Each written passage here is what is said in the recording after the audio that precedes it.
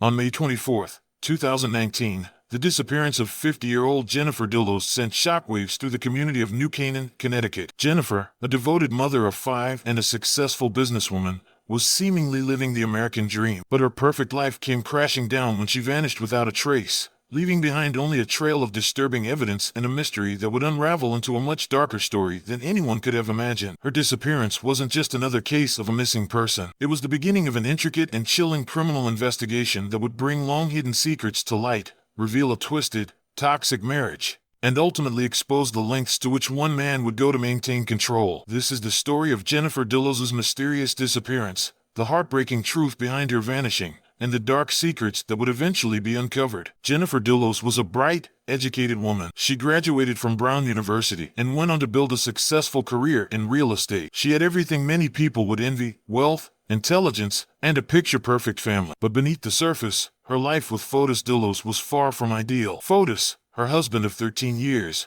was a wealthy Greek-American real estate developer. On the outside, their marriage appeared to be thriving, but in reality, their relationship was plagued by turmoil. Jennifer had been trying to escape a controlling and emotionally abusive marriage for years. She had filed for divorce in 2017, seeking to break free from Fotis' grasp and regain control over her life. While Jennifer sought a fresh start, Fotis remained determined to maintain control over their 5 children and the family's wealth. The couple's divorce and custody battle became increasingly hostile, with Jennifer citing numerous instances of harassment and threats from her estranged husband. It was clear that the battle between Jennifer and Fotis was only going to escalate. By 2019, Jennifer had moved out of their home and was living separately from Fotis, but the toxic relationship remained a significant source of stress in her life. She had become increasingly concerned for her safety, especially after receiving disturbing phone calls and text messages from Fotis. Still, Jennifer remained focused on her children, determined to provide them with stability despite the chaos that surrounded her. The morning of May 24,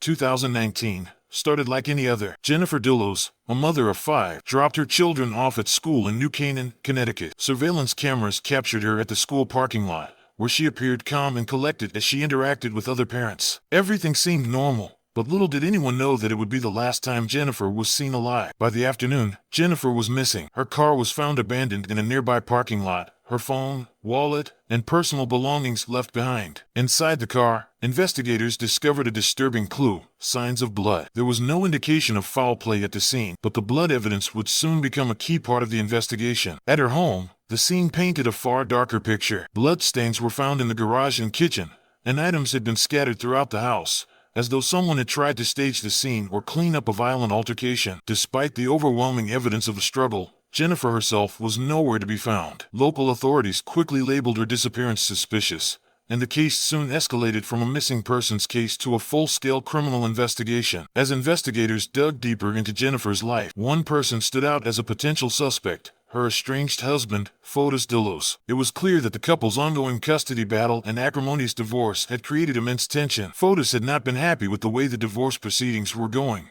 and there were strong indications that Jennifer feared for her safety. Fotis had a history of controlling and manipulative behavior, and Jennifer's friends and family had witnessed his increasingly erratic and threatening actions in the months leading up to her disappearance. Jennifer had even sought a restraining order against him in 2019, claiming that Fotis had been harassing her and making threatening statements. Surveillance footage soon placed Fotis near his wife's house around the time she disappeared. He was seen driving his truck in the vicinity of her home, and authorities quickly began to focus their investigation on it. At first, Fotis denied any involvement, maintaining that he did not know Jennifer's whereabouts. But with each new piece of evidence, his alibi started to unravel. Fotis' behavior was anything but typical. He was calm, even detached when questioned by authorities. His responses were rehearsed, his demeanor cold. Nothing about his actions pointed to the grief and shock one would expect from a man whose wife had suddenly disappeared. The more investigators learned about Fotis' background, the more they began to suspect that he might have played a far darker role in Jennifer's disappearance. As authorities examined the crime scene and the evidence collected from Jennifer's car, they began to see a disturbing pattern. The blood found at Jennifer's home suggested that she had been involved in a violent altercation before her disappearance. The blood spatter was not consistent with a simple fall or an accidental injury.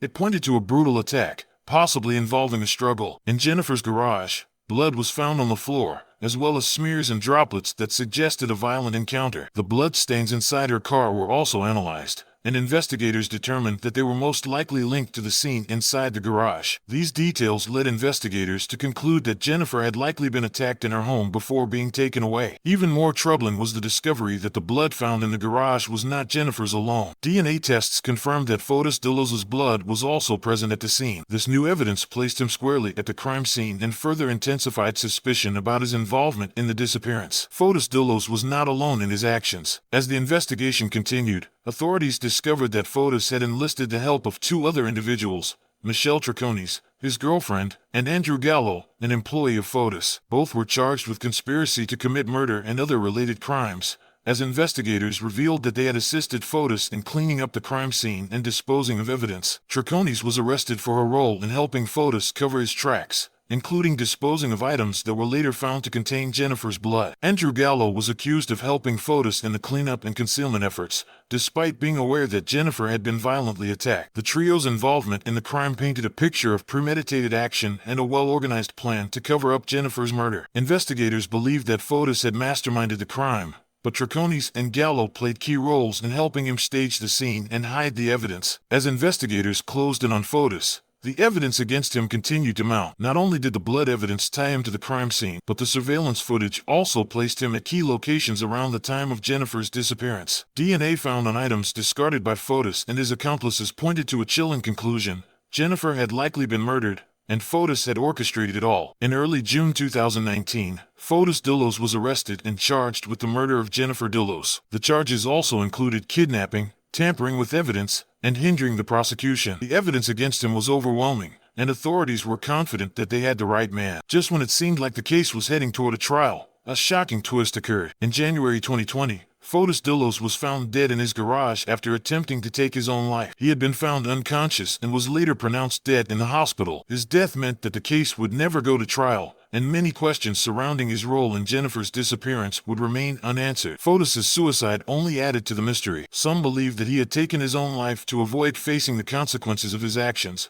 while others speculated that he may have been attempting to control the narrative from beyond the grave. Regardless of the reasoning, Fotis' death left Jennifer's family and the public with a sense of unfinished business. Though Fotis Dulos is dead, the mystery of Jennifer's disappearance and her ultimate fate remains unresolved. While investigators have pieced together a picture of what likely happened that day, they have never found Jennifer's body. Where is she? What truly happened in those final moments of her life? Jennifer's family continues to mourn the loss of a woman who was taken far too soon. Her 5 children are left to cope with the trauma of losing their mother while grappling with the uncertainty of what happened to her. They may never have the closure they deserve, but their mother's story has brought attention to the dangers of toxic relationships and the lengths to which some people will go to maintain control. The case of Jennifer Dulos remains one of the most tragic and haunting mysteries in modern American crime history. What started as a seemingly perfect life unraveled into a chilling tale of deception, betrayal, and murder. Despite the overwhelming evidence pointing to Fotis Dulos as the man responsible for his wife's disappearance,